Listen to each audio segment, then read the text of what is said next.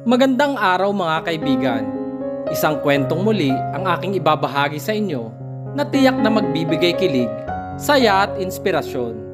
Pero kung bago ka pa lamang sa aking channel, ay pakilike po ng video. Pakiclick ng subscribe button, pati na rin ang bell icon para lagi kayong updated sa mga paparating ko pang upload.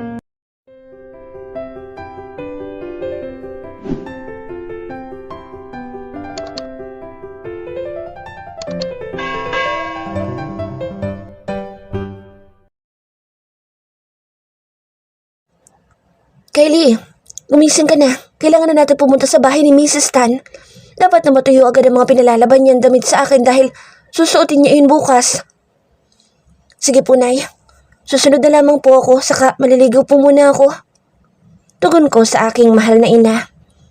Sige, saka kumain ka muna bago ka umalis ha. Bili ng inay ko sa akin. Opo, sagot ko. Nagpunta ako sa banyo upang maligo. Ako ang panganay at 3 kami magkakapatid. Yung 2 kong kapatid ay nag-aaral ng grade 6 at high school. Hindi ako nakapagtapos ng pag-aaral dahil sa kahirapan sa buhay. Pero nagpapasalamat ako sa mga magulang ko dahil kahit high school ay pinag-aral pa rin nila ako. Naiintindihan ko naman kung hindi na nila ako kayang tustusan sa aking pag-aaral sa college. Ang pinakamatinding dagok sa aming pamilya noon ay nang maagang mawala sa amin ang mahal kong ama. 15 taong gulang ako noon nang mamatay si Itay. Halos gumuho ang mundo namin ng mga panahong iyon. Tila naputulan kami ng isang pakpak. Pero kailangan namin tanggapin iyon. Kaysa naman lalong maghirap si Itay sa kanyang sakit na cancer. Halos hindi naman namin nadadala ito sa ospital sapagkat wala kaming sapat na pera noon. Napabuntong hininga ko nang maalala ko iyon. Kaya kahit anong trabaho gagawin ko, mapagtapos ko lamang ang mga kapatid ko. Shit! Malakas kong sambit. Sabay buhos ng tubig sa akin buong katawan. Baka kasi naghihintay na si inay sa akin. Kung ano-ano pa kasi ang pumapasok sa aking utak kaya natatagalan ako. Pagkatapos maligo ay agad akong nagbihis. Halos liparin ko ang bahay ni Mrs. Tan upang makarating lamang. Naabutan ko si inay na naglalaba pa rin. Mabuti na lang wala akong pasok ngayon sa factory. Sa isang pagawaan ng mga plastic, ako nagtatrabaho. Mababa lang ang pasahod lalo at probinsya ito. Pero malaking tulong na rin sa amin iyon. Kaya naman wala akong trabaho. Nay, ako nilang po magsasampay ng damit. Magpahinga na po kayo. Naku, napakabait at matulungin talaga nitong anak mo, Lina. Ang swerte mo sa kanya. Papuri sa akin ni Mrs. Tan. Tumingin pa sa akin si Mrs. Tan. Napakagandang bata. Parang hindi dito nakatira sa probinsya dahil ang puti-puti. Sa bagay, maputi rin naman ang nawala mong asawa. Wika ni Mrs. Tan. Nakita kong marahang tumangulang si inay kay Mrs. Tan. Ito palang bayad ko sa paglalaba mo ng mga damit ko. Wika ni Mrs. Tan sabay abot ng pera kay inay. Maraming salamat po, Mrs. Tan. Magalang na wika ng inay ko. Naku, ano ka ba? Wika ng babae. Bumalik ulit ang tingin ni Mrs. Tan sa gawi ko. Sana'y huwag ka muna mag-aasawa ha, Kylie? Saka ilang taon ka na ba? Tanong ni Mrs. 22 years old na po ako. Magalang na, sagot ko. Lahat ng mga kaedaran mo mga babae dito ay may mga asawa na. Kaya hanga ako sa iyo, Kylie. Saad ni Mrs. Tan.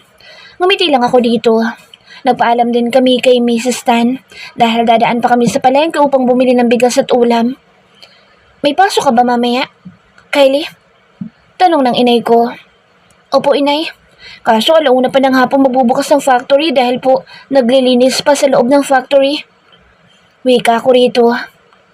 Naglalakad kami ni inay pauwi ng bahay dahil malapit lang naman ang bahay namin. Nakita namin ang mga paparating na mga mamahaling mga sasakyan. Kilalang kilala ng mga tao kung kanino ang sasakyan na dadaan sa harapan namin. Si Mr. Kiefer, ang pinakamayaman sa lugar na ito. Sa aking pagkakaalam, kanya din ang baryo Kiefer. Halos kanya lahat ang mga building na naglalakihan sa bayang ito.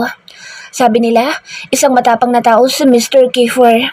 Pero sa edad kong ito, hindi ko man lang nasisilayan ang pagmumukha ni Mr. Kiefer.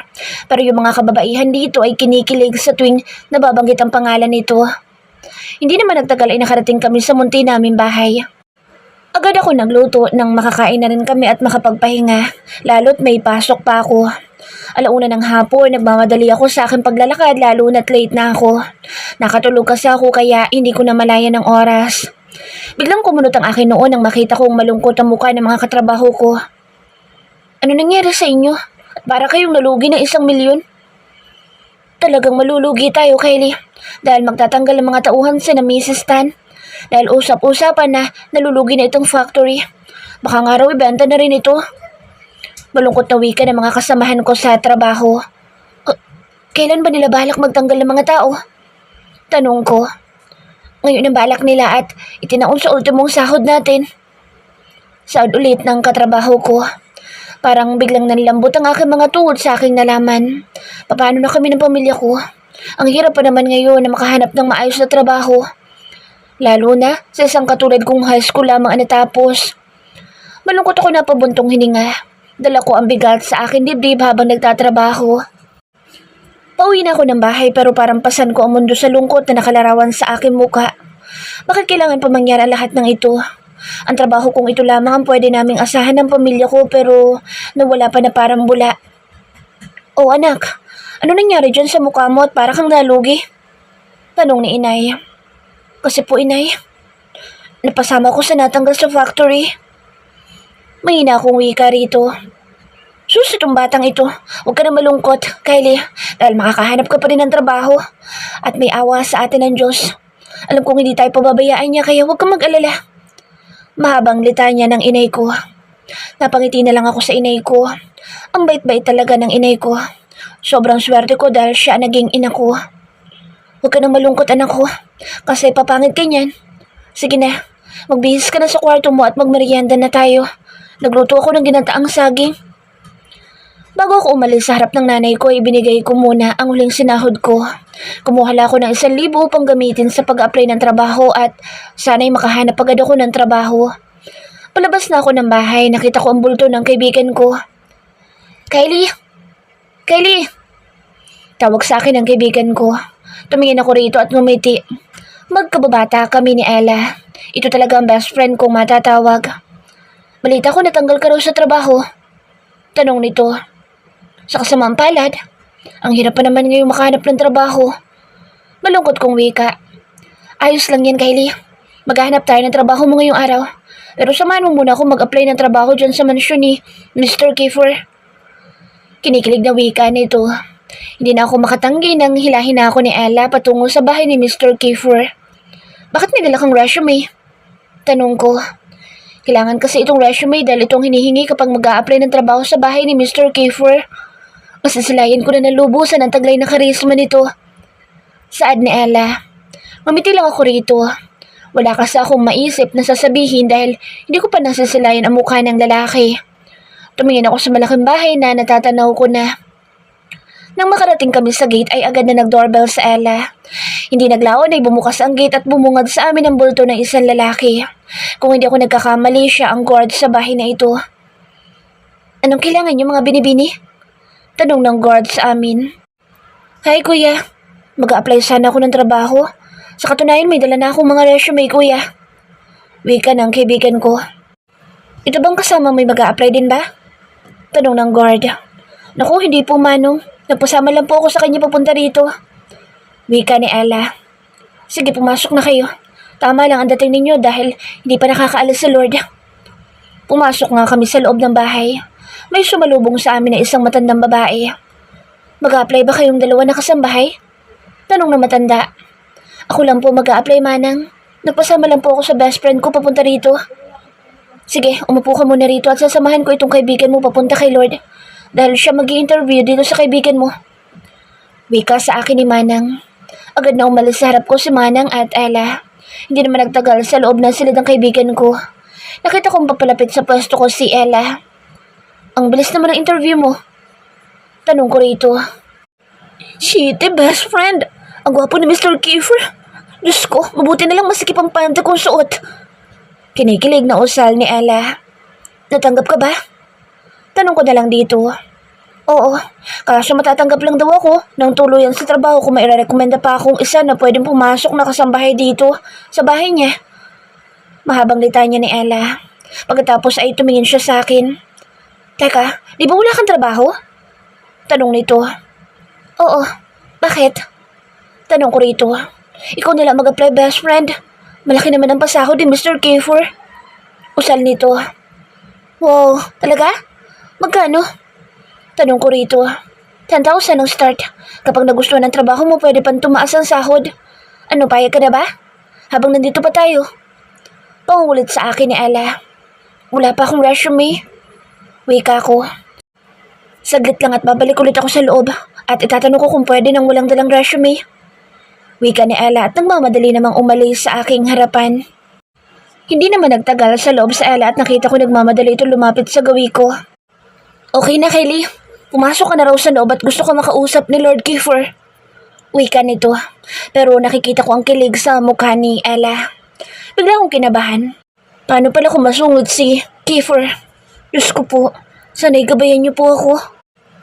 Papunta na sana ako sa sinasabing silid ni Ella nang makasalubong ko ang mayordoma. Iha, tanggap ka na. Pinasasabi pala ni Lord na bukas ng umaga'y bumalik kayo. Ho? Tanggap na po ba ako? Hindi ko pa po nakakausap si Mr. Kiefer. Wika ko. Okay na, Iha. Pwede na kayong umalis at bumalik kayo na maaga dito bukas nang maituro ko sa inyo mga dapat gawin dito sa bahay. Usal ni Manang bago umalis sa harap ko. Agad akong bumalik sa kinaroroonan ni Ella. Nakausap mo ba, Kylie? Tanong sa akin ni Ella. Hindi pa, pero tanggap na raw ako sabi ni Manang at agahan daw natin bukas. Wika ko. Tumango na lamang sa Ella at nagyaya na akong umalis sa bahay ni Mr. Kiefer. Kailangan ko nga palang magpaalam kay inay. Alam ko naman napapayagan ako noon lalo't kailangan namin ng pera. Malayo pa lamang ako'y natatanaw ko na ang inay ko. Nakangiti na agad ito sa akin habang papalapit ako. Agad ko sinabi ang aking balak sa inay ko. Pansin kong nabahala ang mukha ng aking mahal na ina. Anak, sigurado ka na ba napapasok kang kasambahay sa bahay ni Mr. Kiefer Crimson? Tanong sa akin ng nanay ko. Opo, inay. Buo na po ang desisyon ko. Saka malaki din ang sweldo. Huwag niyo po akong alalahanin, inay. Kaya ko na po ang aking sarili. O hindi ko naman gusto ang patakaran doon ay pwede naman akong umuwi, inay. Wika ko. Basta't lagi ka mag-iingat, Kylie.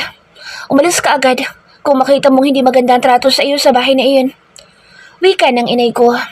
Pansin kong may pangamba pa rin sa mukha ni inay. Opo, inay. Magalang kong wika. Maaga ako matutulog dahil alas 5 pa lang igigising na ako para walang masabi sa amin si Mr. Crimson. Nakakahiya naman kung tanghali na kaming pupunta sa bahay nito. Tunog ng alarm ko ang nagpagising sa akin, kaya nagmamadali ako sa aking pagkilos. Ipinagbilin kasi na mayordoma sa mansyon na agahan namin ang punta roon. Nay, alis na po ako. Lumapit ako sa nanay ko at nagmano bago umalis. Mag-ingat ka, Kylie. Malungkot na pahayag ni inay sa akin. Opo, Nay. Magalang na sagot ko. Lumabas ako ng bahay. Natanaw ko agad sa Ella na papalapit sa akin. Ang usapan kasi sabay kaming pupunta sa bahay ni Mr. Crimson. Naglakad na lang kami patungo sa bahay na magiging amo namin. Mabilis lang kami nakarating sa mansyon. Nag-doorbell agad sa Ella at bumukas ang gate. Ang nakangiting guard ang bumungad sa amin. Pasok na kayo't puntahan lang ninyo si Manang Ditas. Siya nang bahala sa inyo dahil umalis ng maaga si Lord Kiefer. Sige po. Panabay na wika namin ni Ella. Napansin naman kami ni Manang Ditas na papasok kami sa loob ng mansyon. Nakangiti ang matanda habang papalapit sa amin.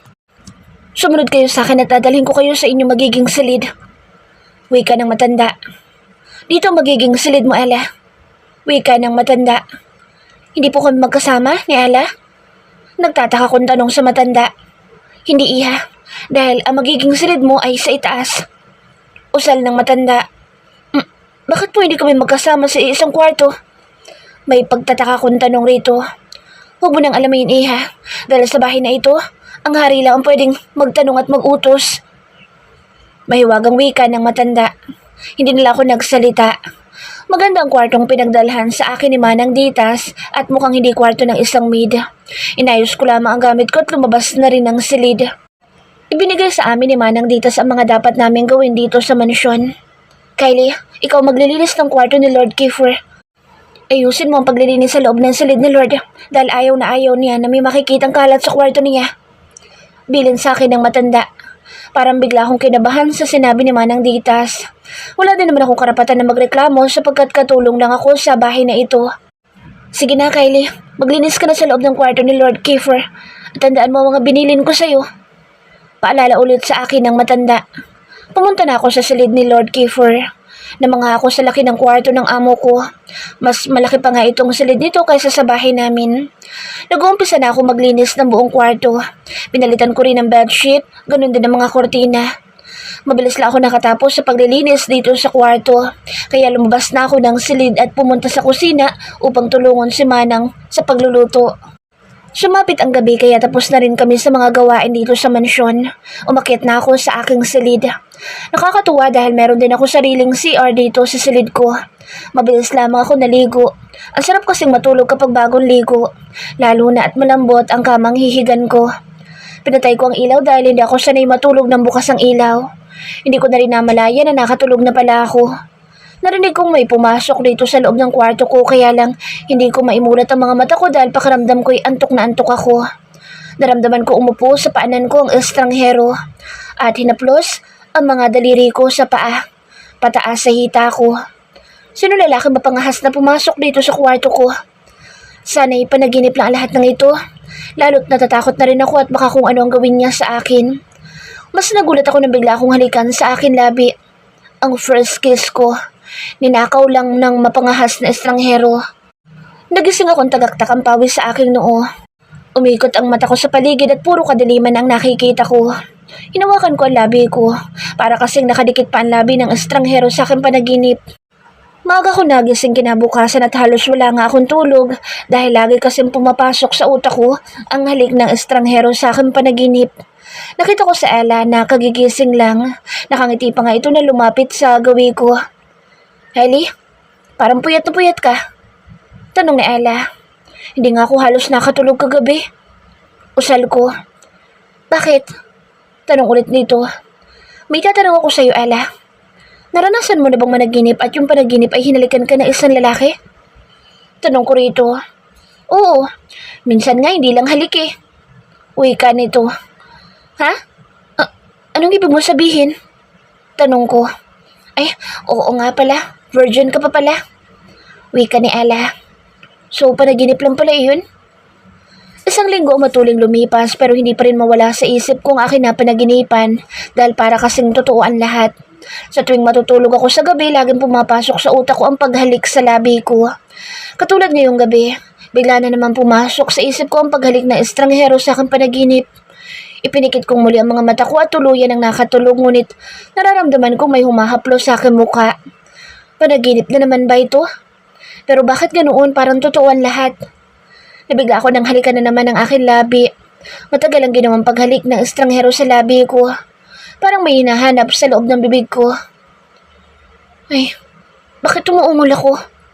Nagugustuhan ko ba ang halik ng mapangahas na lalaki sa aking panaginip? Nagulat ako na bigla na lang mawala ang labi ng estranghero sa akin labi. Dinig ko ang mga yabag ng paa palabas ng silid. Sino ka ba? Bakit pumapasok ka sa akin panaginip? Malakas akong sumigaw at pawis na pawis. Dinama ko ang aking labi at pansin kong basa ang labi ko. Tingin ko rin ay parang namanhid at parang totoong may humahalik sa labi ko. Kakatulog ko lang pero pumasok agad iyon sa akin panaginip. Hindi ako halos nakatulog. Pagtingin ko sa orasan, nakita kong alas 5 na ng umaga kaya bumangon na lamang ako. Nag-asikaso muna ako sa aking sarili bago bumaba. Suot ko rin ang uniform na isang katulong. Good morning, Manang Ditas. Pagbati ko. Oh, ikaw pala, Kylie. Kumain ka na bago ka mag-umpisa sa mga gawain. Bilang sa akin ng matanda. Sige po. Tugon ko. Dumating na pala si Lord Kiefer kagabi at pinasasabi niyang ayusin mo daw yung mga gamit niya na nakalagay doon sa malata niya at yung maruruming damit. Laban mo rin, Kylie. Bilin sa akin ng matanda. Sige po. Kaya lang natutulog pa po si Lord Kiefer. Wika ko. Kumato ka lang sa pintuan at pagbubuksan ka noon. Hindi yun basta magagalit sa iyo dahil aayusin mo naman ang mga gamit niya. Saka binili naman niya iyon sa akin kagabi. Kaya huwag ka mag-alala, Kylie. Pahayag ni Manang Ditas. Sige po. Tugon ko kahit may takot sa aking dibdiba. Kinakabahan akong pumanhik pa itaas upang pumunta sa kwarto ni Mr. Crimson. Sa totoo lang, ngayon ko palang makikita ang aming Lord. Nanginginig ang kamay ko nang kumatok ako sa pinto ng kwarto ng amo ko. Hindi naman nagtagal at bumukas ang pinto. Napangangako na makita ko sobrang gwapo ni Mr. Crimson. My gosh, nakaboxer lang ang lalaki. Mabuti naman at tumaliko din si Lord at bumalik sa pagkakahiga sa kama. Halos hindi ko maihakbang ang mga paa ko dahil para nanlalambot ito, isabay pa ang kaba ng dibdib ko. Nilakasan ko na lang ang loob ko. Hindi ako tumitingin sa kama, kahit alam ko nakapikit na ang lalaki. Ngayon lang kasi ako nakakita ng gwapong nilalang sa tanang buhay ko. Nakita ko naman agad ang dalawang malatang sinasabi ni Manang. Nag-umpisa na ako sa aking gagawin. Alam ko naman kung marumi dahil hindi ayos ang pagkakatupi. Isa-isa ko inilagay ang malilinis na damit sa loob ng cabinet. Dala ko ang maruruming damit ni Mr. Crimson at bala ko ng labahan. Nakita ko ang lalaki nagising na at hawak ang kanyang laptop.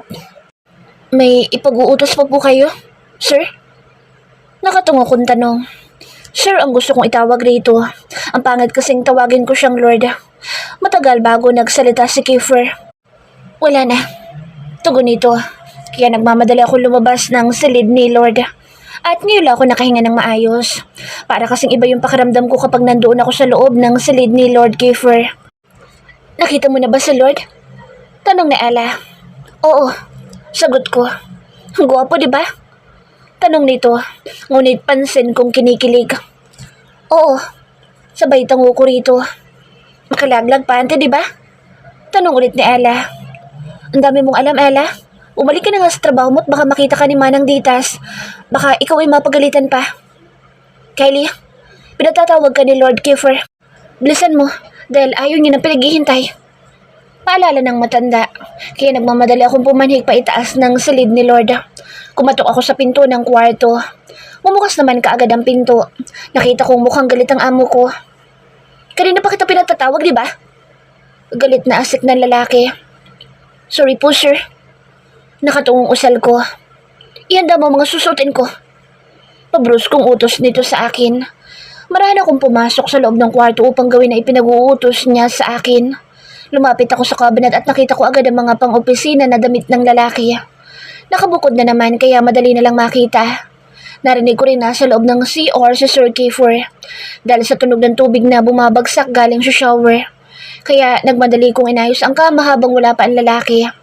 Saktong, pagkatapos ko maglinis sa buong kwarto ay siyang labas naman ni Lord Kiefer galing sa CR. Kaya bigla akong kinabahan lalo at nakita ko nakatapos lang ng tuwalya ang ibabang katawan nito. Nag-iwas na lang ako ng tingin dito. Sir Kiefer, lalabas na po ako. May ipag-uutos pa po ba kayo? Tanong ko rito. Tumingin lang siya sa akin at tumalikod. Hindi man lang nagsalita. Bahala ka nga sa buhay mo. May hina akong bulong at lumabas na ng tuluyan sa kwarto ng lalaki. Hey Kylie, pagbati sa akin ng hardanero rito sa mansyon. Magaang umiti ako rito. Ikaw pala, Joey. Magkasing edad lang kami ni Joey. Napag-alaman kong matagal na siya nagtatrabaho dito sa mansyon. Wala akong masabi dito kundi sobrang mabait siya sa akin at magalang ding makipag-uusap. Tutulungan na lang kita magwalis, Kylie. Pag-aalok nito ng tulong. Naku, wag na. Kaya ko na lahat ng ito. Yung gawain mo na lamang yung asikasuhin mo. Malumanay kong wika rito. Tapos na ako sa mga gawain ko. Sige na, pumayag ka na sa akin at tulungan kita. Pangungulit ni Joey sa akin. Kaya ko na to, saka konti lang naman itong wawalisan ko. Pagtanggi ko rito, ngunit nakita ko lalapit na sa akin si Joey at angkang aagawin ng hawak kong walis. Kaya naman agad ko inilayo rito ang walis kong hawak. Ang kinilabasan tuloy ay nag-aagawan kami. Anong ginagawa niyo? Dumagundong ang malakas na sigaw na isang lalaki, kaya bumaling ang tingin ko sa tao na sumigaw. Ganoon na lang ang takot ko nang makita ko ang nagbabagang tingin ni Kiefer sa amin ni Joey. Lord, kabadong sabi ni Joey at ramdam ko ring may kaba sa dibdib nito. Oras ng trabaho, naglalandian kayo? Malakas at tahas ang usal ni Kiefer Crimson. Napatungo na lang ako sa sinabi niya. Masakit pa nang magsalita ito. Para tuloy gusto ko nalang umuwi sa bahay ko. Ikaw, linisan mo ang kotse ko. Galit na utos ni Kiefer sa hardinero na si Joey. And you? Bilisan mo magwalis. Hindi yung nakikipaglandian ka sa lakas sa oras ng yung trabaho. Saan nito pero nakaturo sa akin na isang daliri nito. Nababanaag ko rin sa mukha nito ang galit. Napangangako sa sinabi ni Mr. Crimson. Anak ng tinapa, nakikipaglandian agad? Diyos ko po, ang sakit naman magsalita ng laking ito at kung husgan ako'y wagas na wagas. Kylie! Kylie! Mga katok sa pinto ng kwarto ko at tawag ni Ella sa labas ay nagpagising sa akin. Kaya napabangon akong bigla. Hindi pa nga ako halos makatulog. Ano kaya ang problema ng babaeng ito? Ano bang problema mo? Bungad ko agad dito pagbukas ko pa lang ng pinto. May mga tao sa labas. Mga armado sila. Natatakot ako kaya dito na lang muna ako matutulog. Wika nito. Sinong tao sa ibaba? Tanong ko. Mukhang kilala naman ni Manang Ditas yung mga armado sa ibaba. At mukhang kilala din nila sa Lord Kiefer. Diyos ko po, nakakatakot na dito. Umalis na kaya tayo dito, Kylie. Hanggang isang buwan lang tayo dito. Hintayin lang natin yung sahod na makukuha natin dito. Wika ni Ella. Yun nga ang bala ko, Ella eh. Mabutit na banggit mo. Para kasing may kakaiba sa bahay na ito. Anong kakaiba sinasabi mo? Tanong ni Ella sa akin. Kasi, simula na magtrabaho ako rito at natutulog sa kwartong ito. Lagi ko napapanaginipan ng isang lalaking hinahalikan ako. Tapos parang pakiramdam ko lagi may nakatingin sa akin dito sa loob ng silid. Gayon din sa labas ng bahay. Pahayag ko. Hindi kaya may multo dito sa loob ng kwarto mo, Kylie? At baka may lover kang multo? Bulalas ni Ella. Hindi ako naniniwala sa multo, Ella. At yung panaginip ko ay para kasing totoo. Wika ko. Sa gabi mo lang ba napapanaginipan, Kylie? Tanong na Ella. Oo, pero kapag natutulog ako ng tanghali, hindi ko naman napapanaginipan. Nagtataka nga ako. Oh my God, Kylie. May bumibisita sa'yo sa panaginip. Nakikita mo ba ang mukha? Tanong nito. Umiling ako. Hindi nga eh. Tugon ko. Mag-pray ka bago matulog, Kylie. Wika ni Ella. Lagi naman ako nagdadasal bago matulog, Ella. Basta ibang pakiramdam ko sa bahay na ito. Ang mas magandang gawin natin ay umalis na tayo sa bahay na ito. Magpaalam tayo na maayos kay Lord Kiefer. Siguro naman ipapayagan tayong umalis, di ba? Yun nga siguro mas maganda natin gawin. Para kasi may kakaiba sa bahay na ito.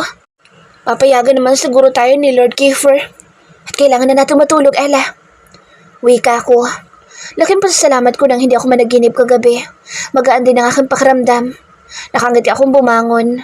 Nakita kong wala na sa Ella sa akin tabi kaya nagmadali akong maligo at nag-toothbrush.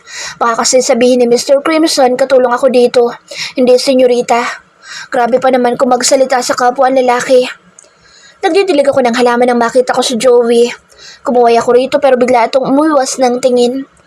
Ano kayang problema ng lalaking iyon? Dati naman kapag nakikita ko, ngumingiti siya sa akin. Kylie, hinahanap ka ni Manang Ditas? Pagtawag sa akin ni Ella, kaya bumaling ako rito. Sige, susunod na ako. Tugon ko.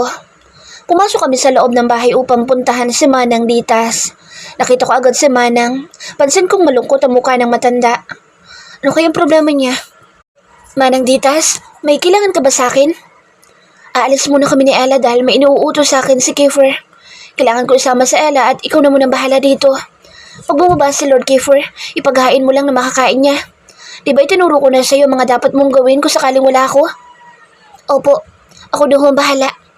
Natatandaan ko lahat ng mga itururo mo sa akin, Manang Ditas. Pahayag ko sa matanda. Tumingin sa akin sa Ella. Mag-iingat ka dito, Kylie. Sorry, best friend ko. Wika niya at mabilis na tumalikod sa akin at nagmamadaling umalis. Ano kayang problema ng babaeng iyon? Tapos ang lungkot pa ng muka. Parang may dinadala siya sa akin niyang dibdib. Isinamulang bahala ko na lang ang nakita ko sa mukha ni Ella. Baka may problema lang sa pamilya niya. Tahimik ako naghugas ng mga plato. Nang makarinig ako ng mga yabag ng paa na papalapit dito sa kusina. Paglingon ko ay nakita ko si Sir. Papalapit siya dito sa gawi ko. Mabuti na lang tapos na ako sa aking ginagawa. Nakita ko siyang umupo kaya nagmadali kong hinanda ang pagkain ng lalaki. Kahit na may kaba sa dibdib ko, nilakasan ko na lang ang loob ko. Sir, kung meron kayo pag-uutos, tawagan niyo lang po ako. Nakatungo kong wika. Sabayan mo akong kumain. Wika nito. Nagulat ako at hindi agad makapagsalita. Mamaya na ho ako kakain, sir. Magalang na wika ko. Masamang tingin na binigay niya sa akin kaya natakot ako sa klase ng tingin ni Sir Kiefer. Ayaw ba akong kasabay kumain? Pabruskong tanong niya sa akin. Sige po, sir. Sasabay na po akong kumain sa inyo. Kinakabahan na wika ako. Marana akong lumapit sa table na lalaki. Halos hindi ko nga maihakbang ang mga paa. Para bang walang lakas. Agad ako umupo sa upuan. Baka kasi biglaan lang ako matumba. Nagulat pa nga ako nang ipaglagay niya rin ako ng pagkain sa aking plato. Sir Kiefer, ako na ho. Awat ko sa ginagawa niya, ngunit tinabig lang niyang kamay ko nang tangka kong aagawin dito ang hawak niyang plato.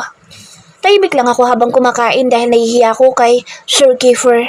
Para kasing pakaramdam ko nakatingin siya sa bawat kilos ko. Kaya lalo kong kinakabahan. Ganyan ka bang kumain?